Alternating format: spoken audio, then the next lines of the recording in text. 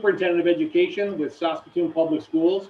We are thrilled that you are able to join us tonight as we begin this presentation. There's two parts to the presentation tonight. We will have this presentation, which will be introduced in just a moment.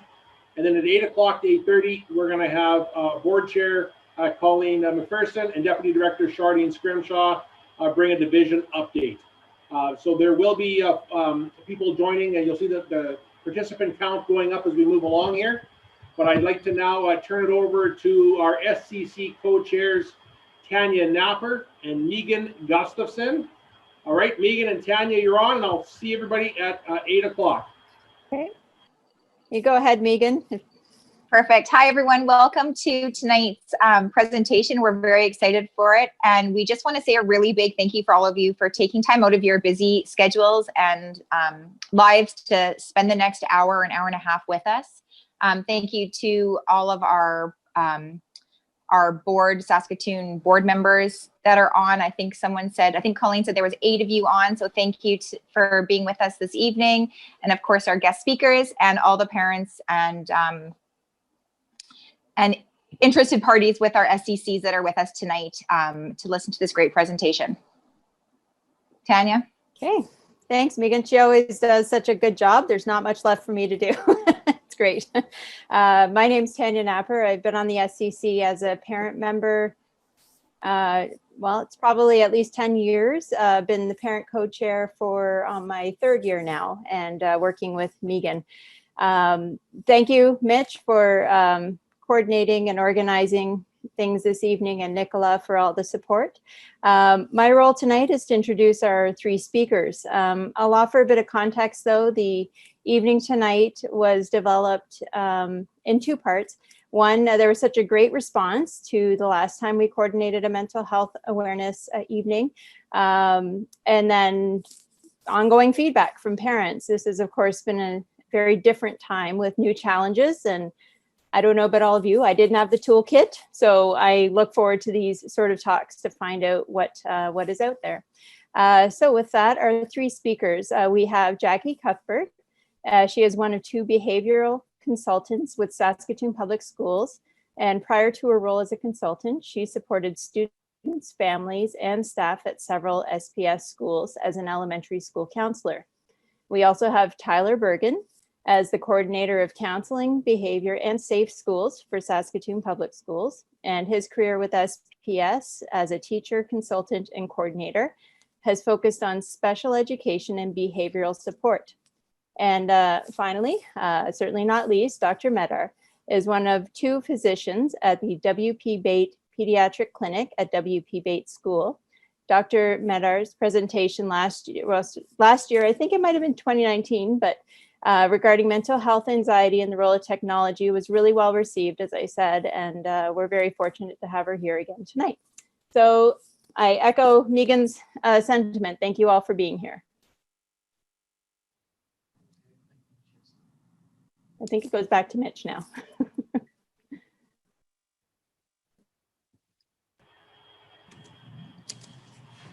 Good evening, everybody. I would just like to say hello and maybe ask my friend Nicola to make sure that I am allowed to screen share so that I can get started with our presentation shortly. But in the meantime, I will say hi. My name is Tyler Bergen, and as just noted, I'm the coordinator here with Saskatoon Public Schools. I'm excited to be here tonight. Jackie and Maryam and I would just like to begin by acknowledging that we are, the land on which we gather is Treaty 6 territory, the traditional territory of the Cree and Dakota people, and the homeland of the Métis Nation. Just a reminder to keep mics muted, please. Cameras are sort of optional, and it is really nice seeing some of your pictures. So we do appreciate seeing that there is an audience. Everybody who's been on Zoom knows that. So we thank you just for being here today. We appreciate the many demands that parents face. In just under an hour here, we are clearly not going to exhaustively cover our topic, but we are really hopeful that with our 3 perspectives here, Maryam as pediatrician, Jackie as a school counselor, and myself with a background in teaching, we'll offer you something useful, whether that's a few new ideas or maybe reminders of things you already know and may want to emphasize and re-emphasize in supporting your children. In addition to our professional backgrounds, of course, we do come to you as whole people with our own contexts. And so among us in our various households, we do have a total of 8 children, and the range is from 5 years all the way up to 18 years. So we've got most ages covered amongst Maryam, Jackie, and I. So we'll draw on that experience a little bit. And just please note that we state our ideas from a place of humility. We don't claim any perfect parenting among this group, nor do we think there is such a thing as perfect parenting. Ultimately, we hope that some of the information we share tonight will suit your own unique context and you can use it in a way that's meaningful to you. So I will be sharing next or passing over to my colleague, Jackie. And meanwhile, I'll work on getting that PowerPoint shared with you at the same time. Thank you.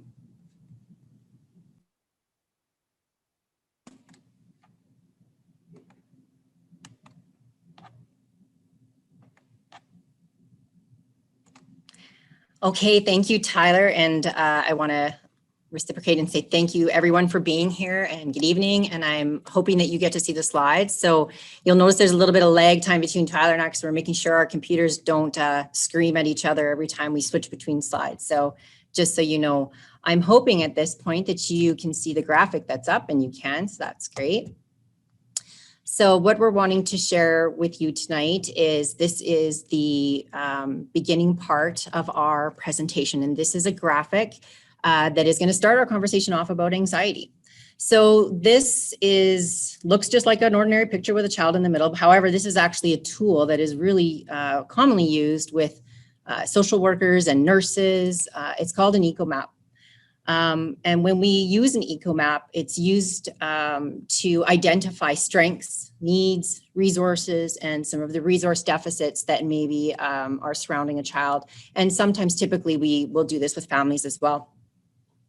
So we as parents are actually always doing this with our kids. We're always thinking about who is in their circle, who's in their world, basically. Who can they draw on for support? So this is something as simple as who's picking the kids up from school? Do we draw on family, friends, grandparents, whatever it might be? Who are their doctors, their dentists? Who are they connected with? If we need our children to get some extra special attention at school, who's that special teacher that we know we can kind of, phone up and say, hey, they're having a tough day. This is what we do. This is an actual visual of that. And when we're looking at that to see what gives us that perceived informal, formal, and those immediate supports for our kids. So this is just going to set the stage as we go forward tonight, as we look at the topic of anxiety. Because like Tyler said, we will by no means do a very, we can't deep dive into all of it, but we're going to give a really good general idea of some of the tools that we can use going forward. Well, thank you, everybody, and certainly thank you for the invitation to SPSD, for inviting me. I am really happy to be here. So we thought it would be really, really important to talk about the body-brain connections as it relates to stress and anxiety. There are a number of key points that I think needs to be emphasized when we talk about the body-brain connection. One, that persistent stress can damage brain architecture, and that is why it's important to talk about it and to see, how we can work towards alleviating that and alleviating anxiety in children's lives. And I'm going to briefly touch on that in the next slide or two. But the other point that I think is really important is to understand that the brain and all other systems in the body interact with each other and are interrelated. So all biological systems in the body are connected. So let's talk about the brain and anxiety and how anxiety is generated within the body and why the response is what we see. So I don't want to get too medical, but I do think it's important to recognize the structures in the brain that actually is involved in stress response systems in the body. The first structure that's really important is something called the prefrontal cortex, which you can see on the screen. It's at the front of the brain. And this structure is critical for the emergence of executive functions. And executive functions, people have probably heard others talk about this, is a cluster of abilities that allow us to make decisions, to alter plans, to follow through. It controls, the prefrontal cortex actually controls focusing and attention. It also plays a really important part in inhibiting impulsive behaviors, the ability to hold new information and to make decisions based on that information. And so, in other words, the prefrontal cortex regulates thought, emotion, and action. Then there are two structures. One is the amygdala, and the other is the hippocampus, which isn't on this diagram, but it's sort of a crescent-shaped structure just above that little oval shape, the blue oval called the amygdala. So the amygdala and a structure called the hippocampus are two structures deep within the brain. The amygdala is the structure that detects whether something is a threat, and the hippocampus links the fear response to the context in which it happens. So what happens is the amygdala will detect something that is scary. The amygdala and the hippocampus will communicate with the prefrontal cortex, and the prefrontal cortex is going to try to regulate the stress response by making things seem less scary. If that doesn't happen, what happens is message goes from the prefrontal cortex to a structure called the hypothalamus, which essentially sends a message to a little gland called the pituitary gland. Hormones are released from the pituitary gland and essentially goes down, travels all the way down to the body, to the kidneys. And there's a structure on the kidney called the adrenal gland where cortisol, which is one of the stress hormones, is released. There are other stress hormones as well, but we're going to talk about cortisol. And so once cortisol is released, it essentially just floods the body, and it's released and goes sort of all over the body.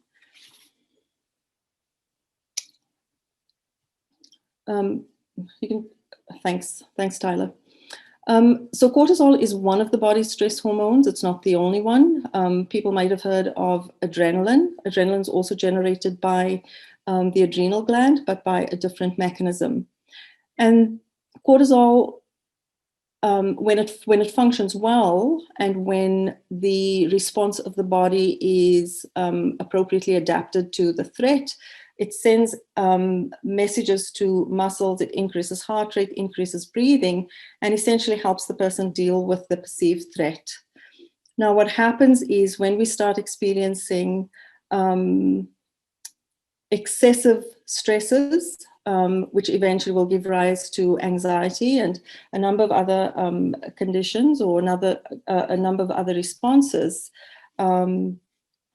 we talk about different kinds of stresses. The first kind of stress we talk about is positive stress.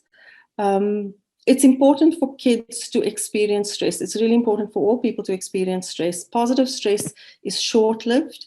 It allows children to actually learn to control their response to perceived threats, and it helps kids. It builds resilience. It's really, really important that the positive stress that we talk about is adaptive, and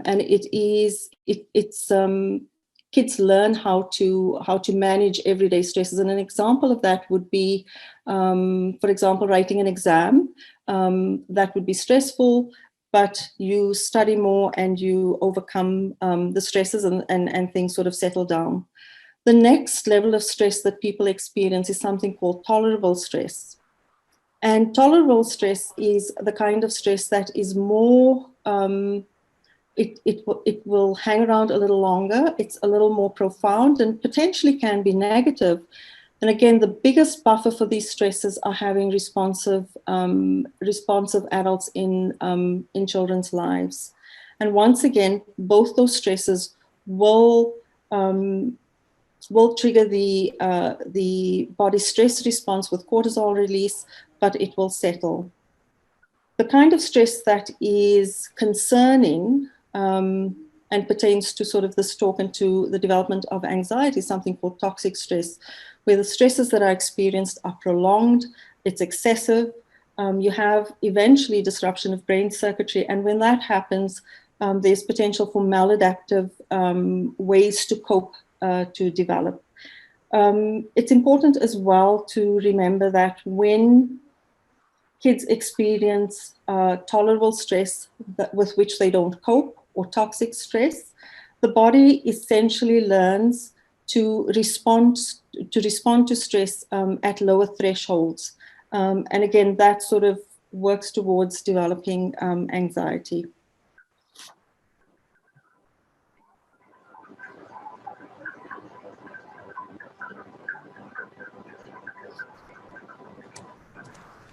Okay, sorry, always a bit of a delay for us to make sure we are muted or not muted. Thank you, Maryam, for that portion. We're going to move on now to talk a little bit more about anxiety, including the prevalence, origins, types of anxiety disorders, and we'll talk about anxiety and the pandemic as well a little bit in this section and the next.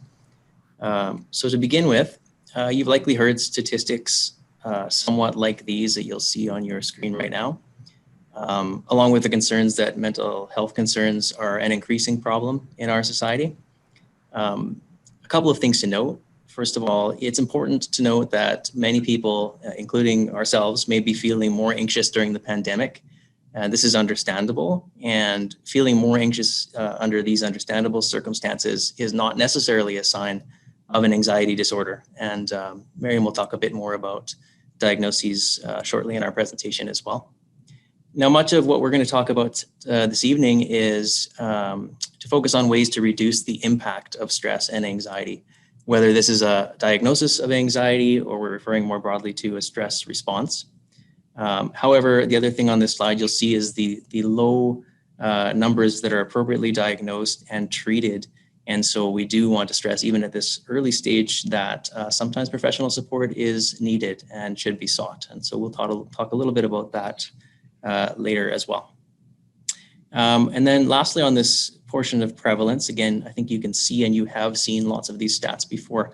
One thing that's of interest that I'd like to emphasize is the idea of co-occurring or comorbid conditions. So those last 3 points there will point out to you that actually a large percentage of children or adults with anxiety disorder will actually have a second co-occurring disorder, so 30 to 50% in terms of prevalence.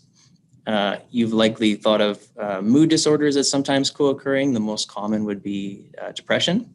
But what I really want to point out is the last one, and is my experience as an educator. I have seen this and sort of learned this along the way, which is that up to 20% of those with anxiety actually have a co-occurring externalizing disorder. And ones you may be familiar with, ADHD, ODD, so oppositional defiant disorder, or conduct disorder. So these are disorders where behavior is more overt, where it's really concerning behavior, maybe very disruptive behavior. And I've certainly seen in my career that sometimes anxiety is at the root of those types of behaviors. And the last thing I'll say about the co-occurring externalizing disorders, these can be challenging for both parents and teachers. It can be difficult sometimes for adults to empathize in the same way that we do when we see more internalizing anxiety behaviors, such as being sad or withdrawn. So I feel as adults, whether a parent, teacher, in whatever role you play, it's important that we challenge the lens, think about the lens with which we view behavior. And we'll touch a bit more on that topic once again in a couple more slides here. For now, I'm going to pass on to the next chair. Okay.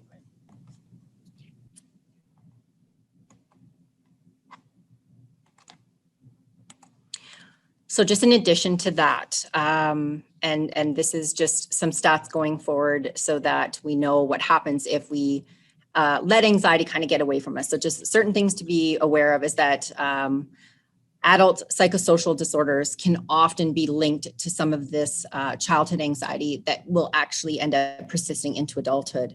So childhood anxiety can also be linked to adult predisposition to various health conditions and can obviously negatively impact functioning as we go along. In adolescence, it's anxiety in adolescence predicts to 2 to 3 increase of risk of that anxiety in adulthood, just to carry forward. So when we know that anxiety is going to, is interfering with our daily life, and we will, Maryam will talk about that a little bit more later on. It is important that we work with our schools and work with our families in order to help our students, with as much tools as we can.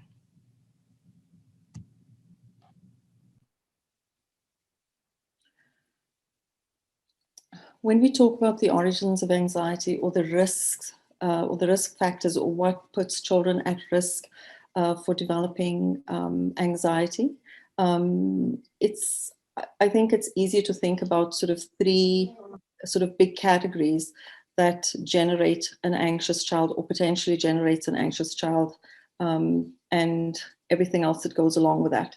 The first is a child's temperament, and that is sort of what some people might call their personality. We're all born with a certain temperament. Some of us are outgoing, some of us are more introvert.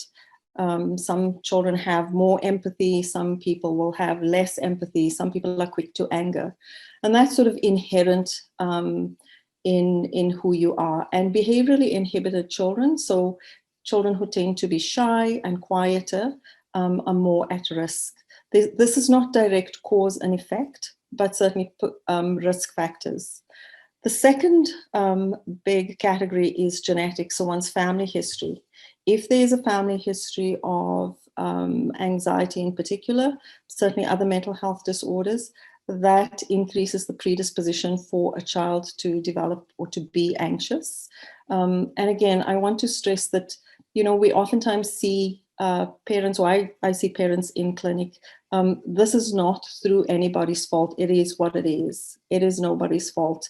Most of the mental health disorders have this, what we call multifactorial origins or risk for these mental health disorders. The other big category, and this is really, really important, is environment. I put as an example an insecure attachment, but there are many examples of environmental influences that either mitigate risk or confer risk for anxiety. And that environment can be the home environment that can be more stressful for lots of different reasons. Certainly a school environment for a child can be anxiety provoking, or a friend group can be the environment that sort of precipitates or is more anxiety provoking for kids. So those are the three big categories that, you know, we look at, you know, what children, certainly when I see patient in clinic, you know, I'll go back in the history and sort of you try to figure out what that child's personality is like. We do go through a family history and then try and do what we call a social history to elicit sort of what is happening in the life of that child.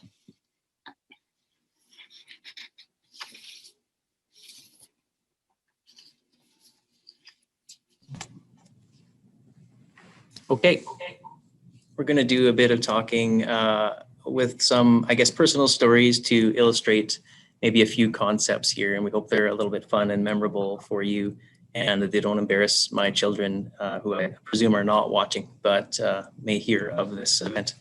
So in doing so, we want to talk a little bit about pre-pandemic anxiety, as well as sort of what happened when we switched into, I guess, pandemic mode now several months ago. And so we'll talk a little bit about our own experiences there, which may or may not parallel some of yours, but I'm sure you will have experienced some of these things. So in terms of our pre-pandemic culture, we've put up here one thing that we want to emphasize tonight of several, which is that the effect of social media, screen time, technology on not only on children and teenagers, but actually on all of us. And so it's something that we want to point out. No doubt, even prior to the pandemic, you were familiar with most of those technologies and social media buttons that you see there. And for some of you, you might be just seeing them pictured might make you feel stressed already. And prior to the pandemic, we already knew that there was so much screen time and social media going on for particularly younger kids and teens. As a matter of fact, a study that was from 2015, so this is actually quite some time ago, found the average total duration of screen time for younger kids and teens was around 7 hours per day. And I think if you're living a life like my family is, that whatever the average was in your household has possibly risen during the pandemic. So we know also that the duration of screen time is at least associated with more severe symptoms, such as depressive and anxiety symptoms. So there's a few things I want to talk about here in my own little story, and then I'll let Jackie and Maryam share theirs as well. I want to talk a little bit about a continuum, I guess. And so in my case, I mentioned there was 8 kids in the 3 households. In my case, I have 3. I have a 5-year-old daughter, a 9-year-old daughter, and a 13-year-old son. So I have a little bit young, intermediate, I guess, and a teenage boy. You can guess which one's the most fun right now. We'll see how that goes in your own minds. So one key concept, I guess, that I think about, or at my house, is co-viewing. Now, we don't call it that. I don't say that to my wife. I don't talk about co-viewing with the kids.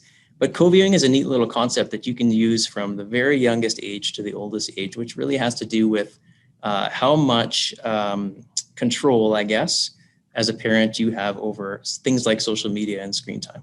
So when you co-view with, let's say, a 5-year-old, like my little daughter, co-viewing means that you watch with them, right? That you maybe decide with them what you watch, that you talk quite a bit about what you're watching, you maybe discuss it. And there is actually, in the research, some value in co-viewing materials like that. And as kids get older, we generally want to gradually release responsibility, right? We want them to be able to more independently over time use things like social media and technology in advantageous ways without some of the concerns that we have, ultimately getting to the point where they can use them responsibly as adults. And so in my case, I wanted to say just 3 things about my kids. My son at 13 certainly has the most freedom in the home. You know, he does more messaging, he does some online gaming, and his boundaries they're relatively negotiable. So I say relatively because they're not entirely negotiable, but they're relatively negotiable. He can talk to us about them. At 9, my oldest daughter has some of the same freedoms. She uses FaceTime, she uses Kids Messenger a bit, does some calls, but as parents, we negotiate more of that activity for her, right, with other parents. And then at 5, my youngest daughter, it would be my preference that she use hardly any technology, to be honest. But like many of you during the pandemic, we certainly have thought that it was useful in some ways, and we've done some FaceTime and similar things with friends. And in fact, Lily is my daughter. She had what I consider in my life anyway, the very first online Zoom tea party. And it was actually really wonderful to watch. And they actually shared their tea. And if you can see me on your screen right now, they actually sort of put things towards each other. There's a cookie, there's some tea, here's some sugar. And so my point being, there are some good things about technology that really helped us through.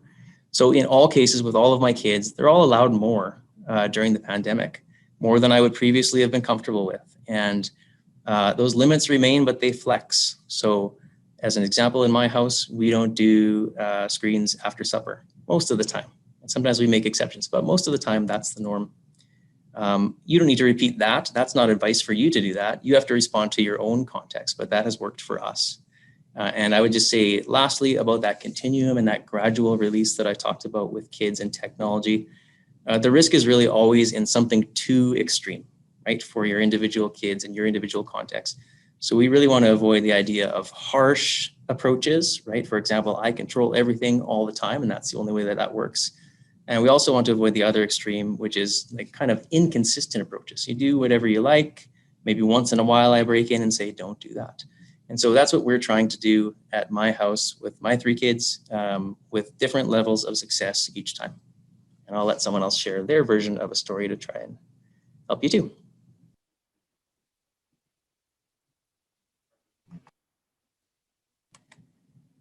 Okay, well, I am going to go next. So in our continuum of 18 to 5, I fall right in the middle years. So I have a 13-year-old daughter and I have a 9-year-old daughter. And so I'm just going to give a little example of, I don't know, like more kind of parent guilt, I guess, that I struggled with. And then all of a sudden I was like, hey, wait a second. So I have a 13-year-old daughter. And, when we first were at home last March, I felt that, what I think what every parent feels, right? Like you really want to give them that social connection. And I'm just going to say one word. And for all of you out there that don't know what I'm talking about, I will let you know, because I didn't know either. But the word is streaks.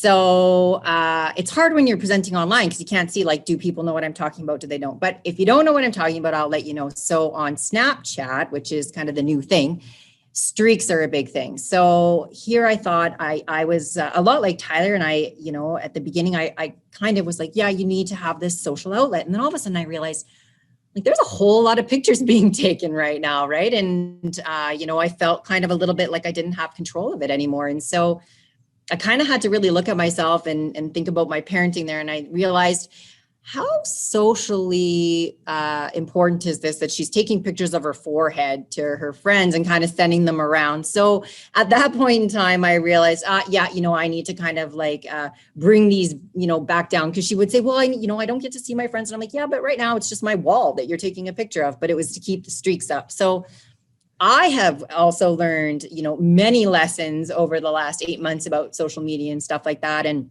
I'm trying to understand it. Now, at the beginning, I did, you know, my 9-year-old as well.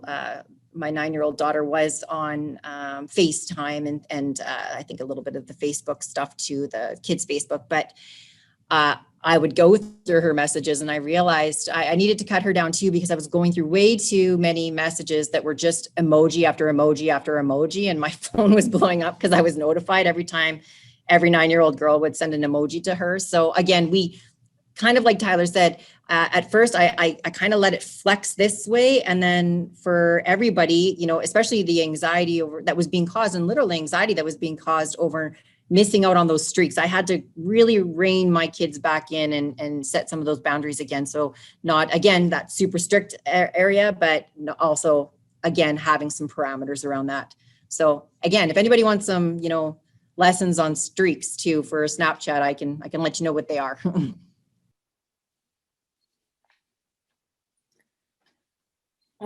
So I have 3 boys. I have 3 teenage boys. They are very soon to be, consecutively 17, 18, and 19.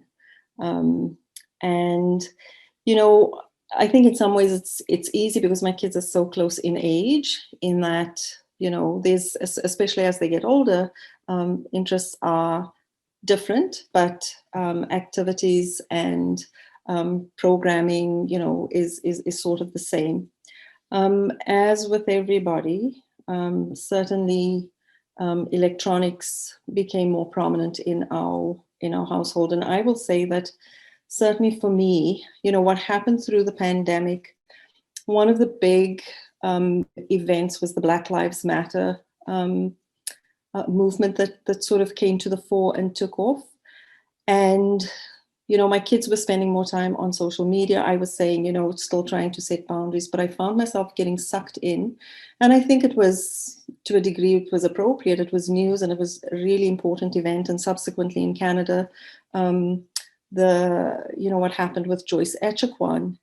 But I found myself sort of in the difficult position of telling the kids, you know, cut down on your social media, when I was sitting glued to the TV watching this day in and day out.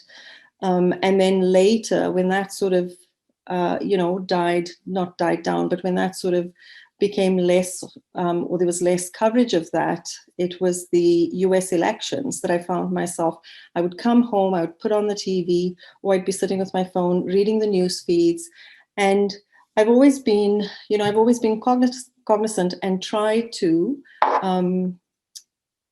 act on what I want my kids to emulate. And so it's really difficult to sort of say, you know, cut down on social media when I'm sitting glued to the TV and watching, you know, what's happening with Donald Trump or the US elections and everything. And so I think it's just a lesson to, you know, sometimes we all do things that are different. And I think, again, it's adaptive for what's happening in the environment. And it's okay. I think we have to be kind to ourselves. And we sort of have to understand, you know, what, you know, that for different people, you know, there's either different struggles or different ways of coping. I do think, though, that it is important still, even though there's more social media, and I think that is perfectly acceptable. It's the way that people and the kids really keep in contact with friends, which I think is really, really important for kids' mental health. I think if it's intentional, if the social media use is intentional, where you contacting friends. I think that there is value and purpose, and I really like that, the co-viewing concept that Tyler was talking about, because we certainly do that since the kids were little. We watch TV together. So even when I was watching Black Lives Matter and the US elections, the kids they're old enough that the content is, most of the content was appropriate for them. So yeah, definitely more electronics in our house all round.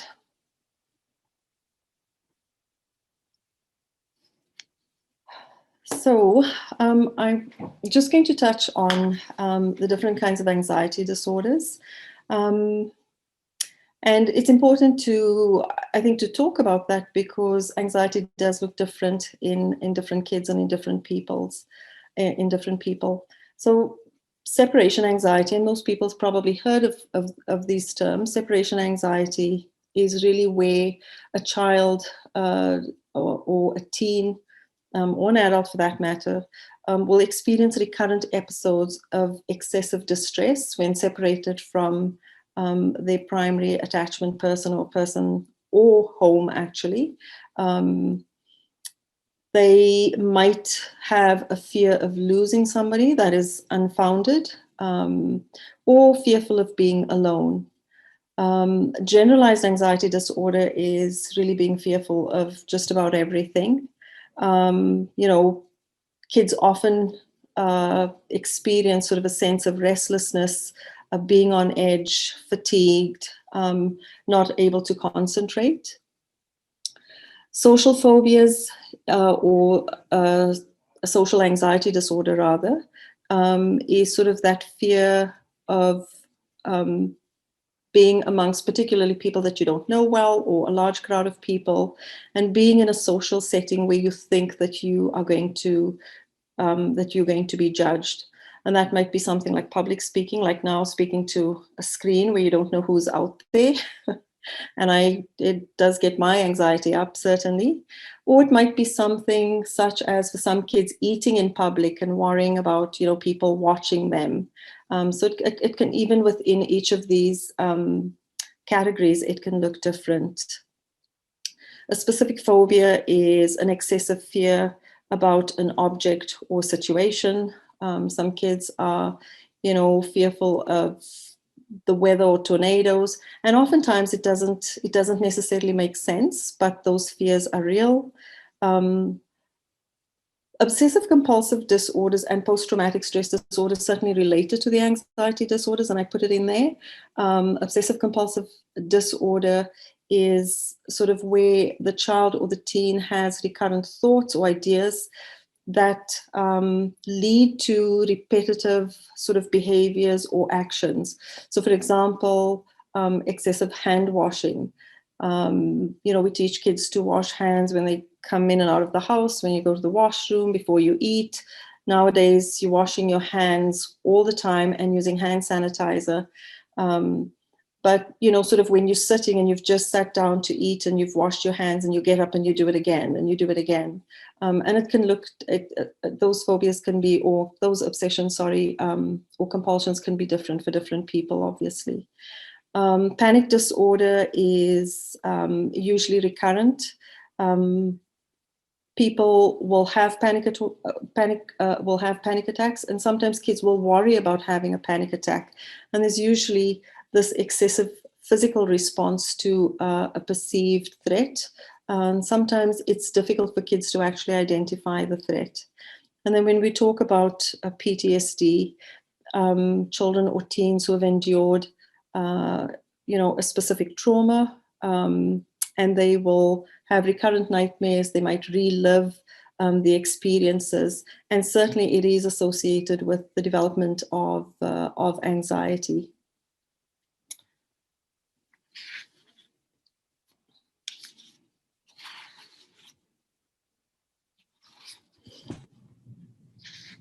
Okay. Just a quick talk about signs and symptoms. I mentioned that I would kind of come back to an idea, and I want to do that now. If you think back to the slide on prevalence, I mentioned that some of the behaviors that we see with anxiety can really vary, and sometimes they can be really disruptive behaviors. So we might see students who are not willing to go to school. We might see sleep disturbances, and you can read the remainder of the list that's there. What I'd like to point out, I guess, is that a couple of things. First, really the signs and the symptoms can really vary, and our best bet is to avoid assuming particularly what a behavior means or what it's caused by. And really, when we see behaviors of concern, the advice that I would give to teachers, I would say applies here, which is that when we see behaviors of concern, it should prompt us to ask more questions rather than assume that we know the answer immediately.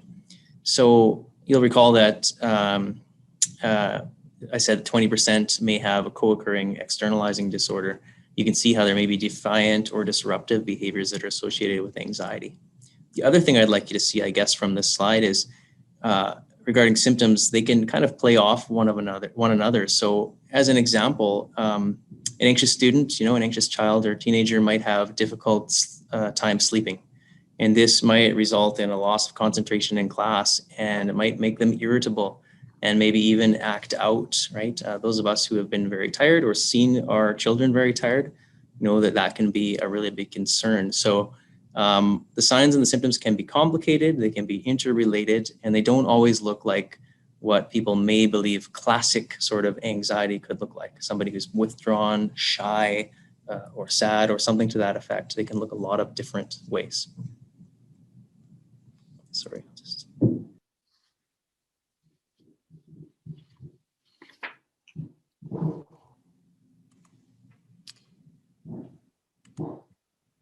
So the next slide, I love this slide. I love the zebra.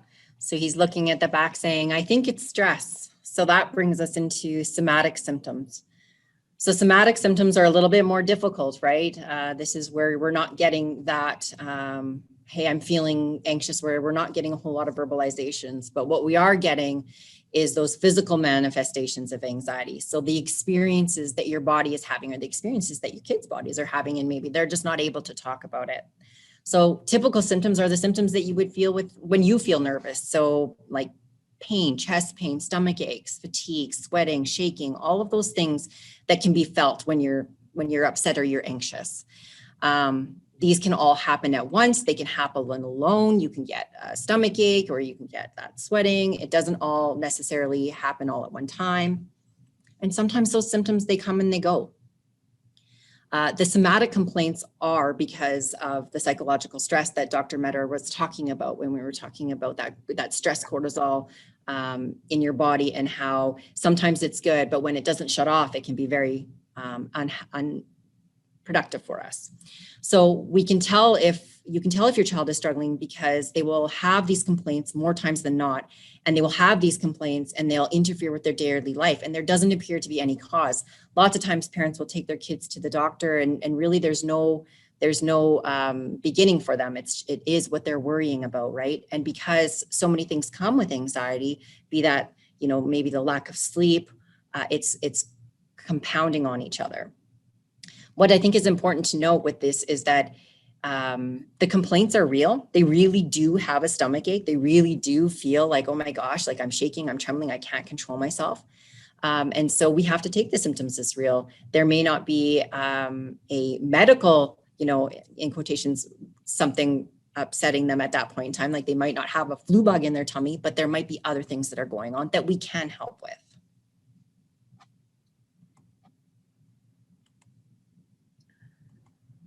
I really do think it's really important to talk about substance use anytime we talk about, well, lots of things, but mental health disorders and anxiety in particular.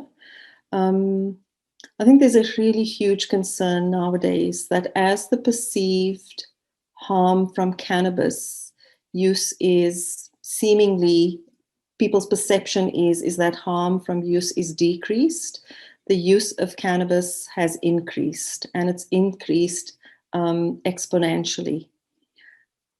It's also important, I think, to understand that, cannabis use in children and in adolescents is certainly different, or there's different impacts relative to adult use. The human brain continues to develop into its 20s, and so smoking cannabis during these developmental periods childhood and adolescence, causes adverse effects on the brain. Cannabis modulates or sort of changes the way brain chemicals or neurotransmitters are utilized. And the one particular structure that is most affected by cannabis use is that structure that I talked about earlier on, called the prefrontal cortex, which is really the structure where there's regulation of thought, emotion, and action. And that's really important. I think everybody is aware that, you know, there's different components of cannabis. It's the THC, or the tetrahydrocannabinol, that is the main culprit in the negative effects for people and for kids smoking smoking marijuana. THC floods the brain, and this causes malfunctioning and can lead to things such as anxiety and other conditions. And there's an association. It's not cause and effect. This means, it doesn't mean that if you smoke, this is going to happen, but there are associations between anxiety and cannabis use. Heavy use of cannabis leads to mood disorders, and cannabis certainly leads to the development, and it produces a psychosis, so hallucinations.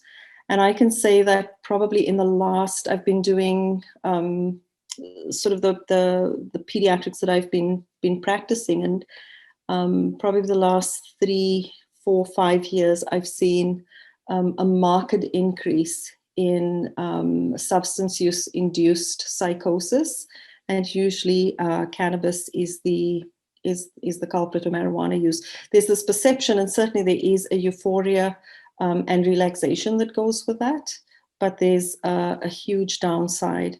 The other thing to remember when we're talking about substance use in childhood and adolescence, and certainly later, is that marijuana is sort of looked at as a gateway drug. So if you look at drug use later, there is, I forget what the prevalence is, but it's fairly high. Kids who use cannabis on a regular basis, or marijuana on a regular basis, use ecstasy, and the sort of just incrementally hardcore drugs increase.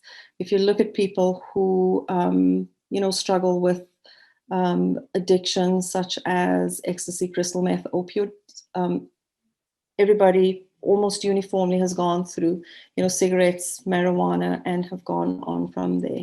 So.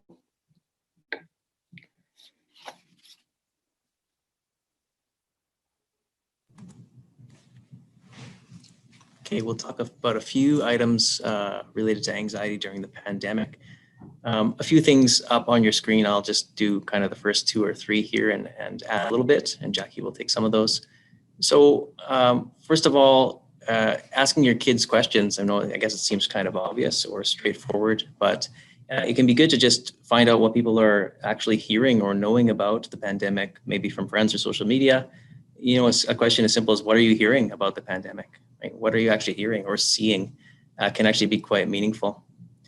In terms of misinformation and correcting misinformation, we should definitely correct misinformation, but we don't need to correct misinformation by providing too much information either. So we still need to be cognizant of that piece. Accurate, yes, but something that's appropriate to the age, but not only the age, but the developmental level of our child. So anybody who is in this audience right now who has more than one child knows that being 8 or being 17 or whichever age can look quite different with different kids, different people. They develop at different times. A last point there, I guess, around the detail is that we also should avoid over-promising. In my own life, I know that my son asked me a few times along the way, you know, when is this over? Or when will this be done? When will things be more normal? And I just wanted to say, and I guess make sure that you all understand that it's okay to sometimes say, I don't know, right? Answers about I don't know are okay. And you can give your best opinions and information, but you don't have to know. And then lastly, about detail, access to media can add not only too much, but also inaccurate details that are not helpful. So it's again about watching and being aware of what kids are exposed to.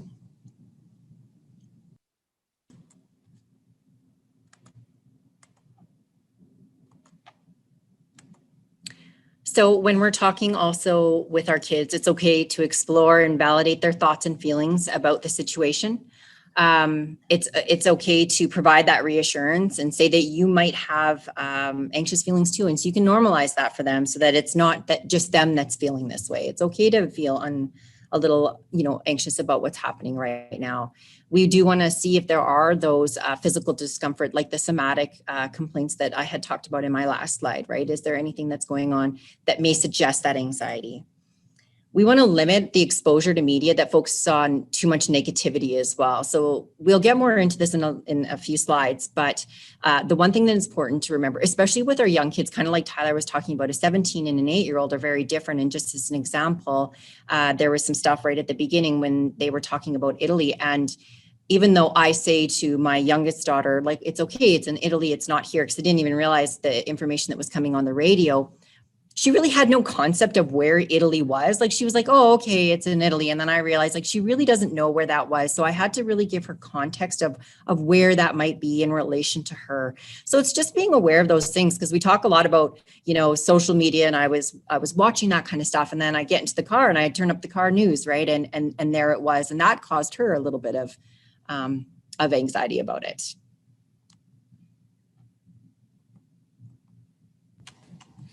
Okay, we'll talk just a bit about resetting. This section is talking a little bit about reducing the impacts of anxiety. And really, we can set and reset our routines and our approaches. And so we want to encourage you that that's a possibility when we are working with our families. So we'll explore this idea a little bit further. My plea to you, what I'm trying to sell to you today is that predictability gets a bad rap. So if there's something I could help you to remember today about adults, teachers, parents who are working with their kids and their teenagers, predictability tends to get a bad rap. We actually like knowing what we're going to get in a relationship. People, human animals, like that. When we want novelty, we actually tend to want that novelty within structure, right? A surprise is really only a surprise in relation to some kind of predictable structure. So as an example, a surprise birthday party, it could be a wonderful thing, if it's at least on or near your birthday. However, if you had 100 instances like that, periodically, sporadically, and you never knew when throughout the year, you might not find that that novelty might not actually be very enjoyable to you. Kids especially thrive with predictability. And so when they know what to expect from the people that they are with and from the places that they go, kids really gradually build their skills. As Maryam was talking about earlier, they gradually build skills, whether those are academic or social skills, right? They build them, and as new achievable skills are practiced within a predictable structure. And really that's what good teaching in school is about. It sets the stage for kids to take safe risks along the way and learn new things. And you can use that in your own home with your kids as well, that same concept. Being predictable adult doesn't mean that you're boring, and nor does it mean you're inflexible, right? That you can't change your mind about anything. It just means that you're reasonably consistent in safe ways. So from the relatively mundane, if your child were to say, when I get home from practice, my parent will be, and fill in the blank, right? They should have an idea of what would be the answer to that question. Where will they be, or what will they be doing? Right down to the more significant. If I really need my parents' help, they will blank. And we want them to be able to fill that in. And, we know they will listen, or they will come to my side. They will protect me. And so that's what being predictable is about, not about, being dull and so on. So on a last note with this, you'll see that I put some brackets in most of the words. You need to be mostly predictable. You don't have to be exactly the same at all times. You don't have to be rigid. Think about the bamboo picture that you're seeing right there. You should be strong but flexible in terms of your approach. And that goes with the other pieces too. We want to gradually build independence. We want some boundaries, but they can be flexible. Our routine should be mostly consistent in our homes, right? So that doesn't mean bedtime is literally at 8:15 and it never changes, no matter what's going on. But it certainly doesn't mean the opposite, right? That sometimes it's at 6 o'clock, sometimes it's at 10:15. So we want to look at just trying to be reasonably consistent. And the last point there on individualized, I'll take just 1 minute to talk about. In education, we often talk about things in tiers. So we think in terms of tier 1, tier 2, tier 3, how we approach educating students, supporting students. And so tier 1 is the universal things that, you know, as a teacher or indeed as a parent, I'll say that I'll show that to support students. In tier 2 and 3, it's more individualized and more intensive, right? So it's about what kids need in addition to what everybody gets. And so I think you can think about home life a little bit like that too. We need some universal basics. We need to be predictable. We need some routines that are understandable to our kids. But after all that is said and done, even when we're doing that well, kids really are unique, and we need to individualize after that.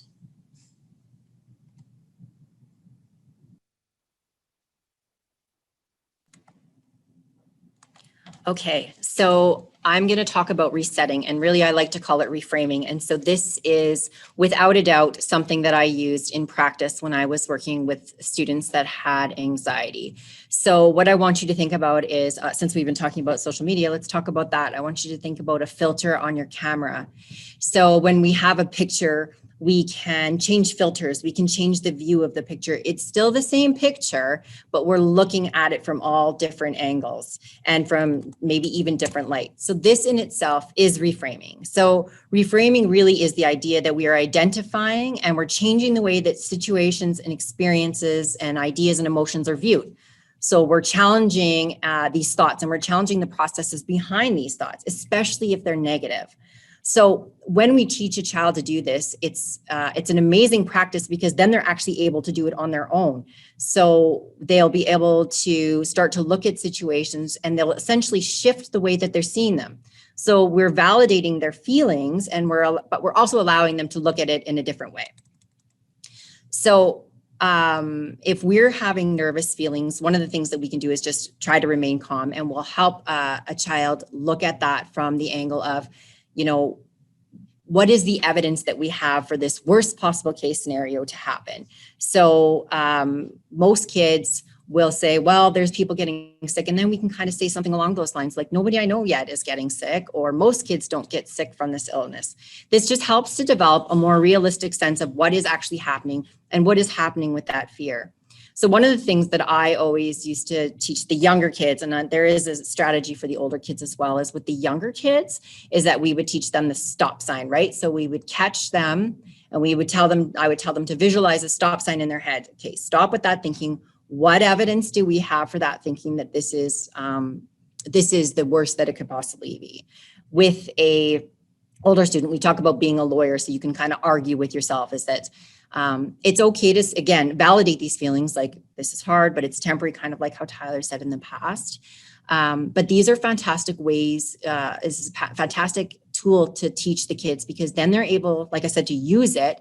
And it's kind of fun, because if you listen, you'll hear them using it with other kids too. So I've often heard my own kids saying, well, why do you think that's going to happen? What do we have to say that that's going to happen? So that is, if I could leave you with one tool to use when we're talking about how we're setting our kids up for some of this hard information, is to really reframe how we're looking at it.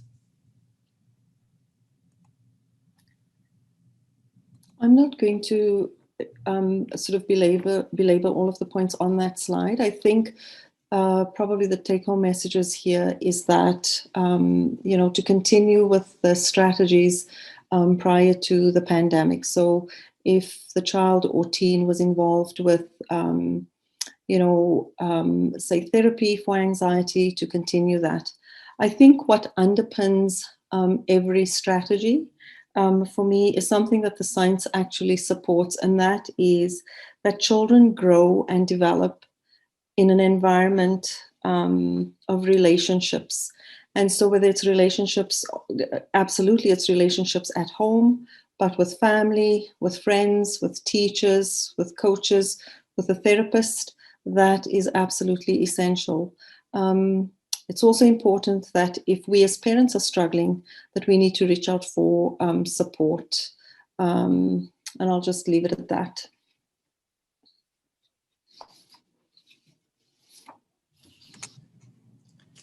Okay, we just checked in with our host, and we're okay to go for just a few more minutes. We realize it's a little bit after 8, and we are almost concluded, but we'd like to finish with a few more slides here and talk about just a few more things with you. So we'll talk a bit about intervention now. And I think what we'll do, Jackie, is have you talk about a few of these really quickly, and then we'll skip to the next.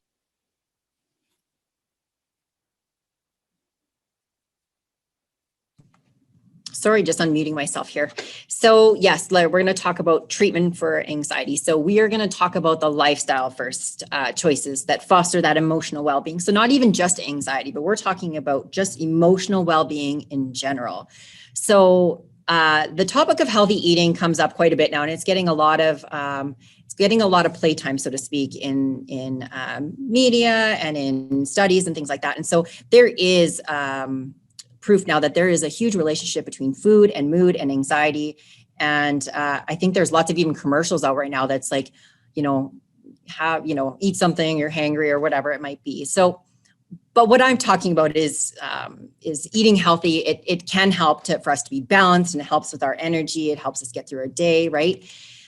There's no certain food that you can eat that will cure anxiety, but there are certain foods and ways that you can eat that will help with symptoms. So foods that don't spike our insulin levels, and foods that will, get us the nutrients that we need, and making sure that we're hydrated, and all those things will help us not to feel crummy, right? So obviously that will help our basic overall emotional well-being.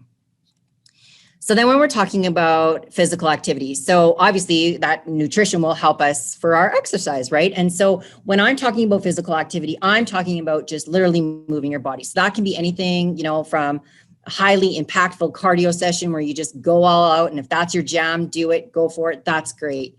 But it can be something as simple as a calming stretching yoga, or mindful breathing activities with visualizations. What I'm talking about when we see physical activity, I'm talking about things that connect you to your body and get your body moving to what you can do. So it's whatever helps you in that way. There are so many benefits to exercise, as far as it can divert your attention. It can release some of that nervous energy that can be stored. It reduces your muscle tension, right? But I think for kids especially, it's that distraction, right? It gets their heart rate up, gets their brain chemistry going, and it builds our resiliency for those big emotions that come up. So between Tyler and I, it's always a big fight on who's gonna, take over the healthy sleep routines, but I got the first one in, so I get to go first. So sleep is the mothership, as I like to call it. It helps us with everything. It especially helps us when we have worries. It's our healer. It is where our body rests, it's where our body's relaxed. So nutrition and exercise obviously help with our healthy sleep routines, right? So what I can tell you is that if we are not getting appropriate sleep, this will directly affect the way that our emotional well-being carries forward, right? Everything seems just a little bit worse if our sleep is out of whack. Okay, and I'll just add a little bit here, actually. You see that healthy sleep routines fell in the middle, and Jackie's done well to say how much sleep will affect other things, and other things will affect sleep. I guess all I'd like to say, because we talked about screen time and limiting that, and social media and some of the importance there and the concerns with having too much of it, all I'd like to say is that these things that you see listed here are really underappreciated and sometimes undervalued in our society. Sleep actually has an immense impact. She's right about that. It is free. It doesn't mean it's easy to get, and it is affected by some of the ways that we live. But it makes a huge difference. And so I only want to emphasize that the items you see listed here can have a profound impact on your well-being and on your child's well-being as well. So please consider them and think about them. And then we'll move on to our last few slides. Thank you. And I'll go through this fairly quickly, just being cognizant of the time. I do want to emphasize, though, that the lifestyle choices is absolutely important. And I don't know if there should be a better word for lifestyle choices, because I do recognize that some people don't have the luxury of choice. But for those of us who can, we do, it certainly is important to try to foster healthy habits. Always when we talk about anxiety and the treatment of anxiety, therapy is first line. in conjunction with what we've talked about in terms of lifestyle. And usually for mild anxiety disorders, certainly therapy in conjunction with those would be adequate. We talk about combination therapy, and combination therapy is therapy and medication for moderate to severe anxiety disorders. We have to recognize when we're talking about anxiety disorders, it's not the same as just having a heightened sense of anxiety. An anxiety disorder implies that there's impairment in function, and it's been going on for a length of time. And usually combination therapy would work for patients who are severely impaired. In addition to which, when we talk about treatment of anxiety, it's looking at those what we call comorbid conditions, those other conditions that exist with anxiety that needs to be treated as well.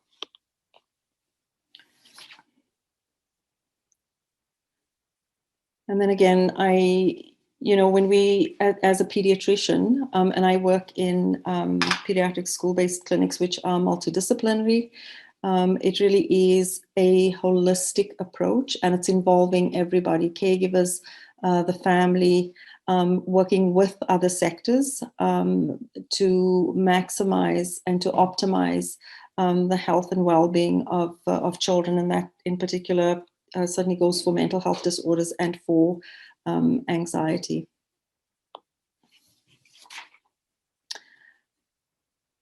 I think we touched on this earlier on as well. When we treat anxiety, just as we would treat any other mental health disorder, or actually physical disorders, it's really important to see what runs with that. We don't each come with one nice little label and that's it. I might have diabetes and asthma. And the same thing with the mental health disorders. They often coexist. And it's really, really important to assess for those when we're going through sort of the diagnostic process and when we are planning for treatment.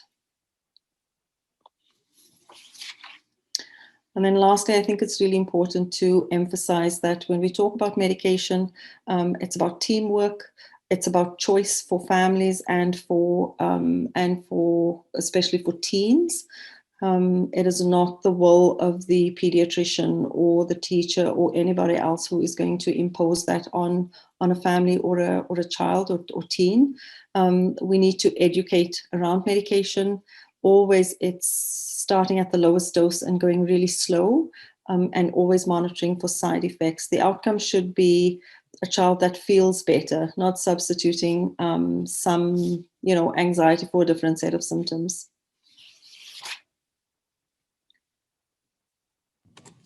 Okay, we've promised to be done in by 8:10, and we will do that. So thank you so much for your time. I actually am going to just say not much about social media and children because we have addressed some of these things. You could probably tell that both Maryam and Jackie and I are pretty passionate about the effects of social media and some of the concerns with technology. So I think we have, in fact, talked about maybe not quite these exact details, but talked about them already. I'll do a little bit more, or let Maryam talk a little bit about adolescence, and we'll close just after that. And I'll be really quite brief. There is a significant association between excessive screen time and mood, especially in teens. I think that's really important. The other important point is sort of the last bullet on the slide, that teens tend to believe that they know how to protect themselves online, in spite of studies demonstrating that 29% of kids in grade 4 to 11, and this is Canadian youth, have posted their contact information online, and that is something to be aware of. And the other point is that, when kids are surfing online rather than having meaningful interactions with people that they know, they're more likely to experience mood symptoms and anxiety.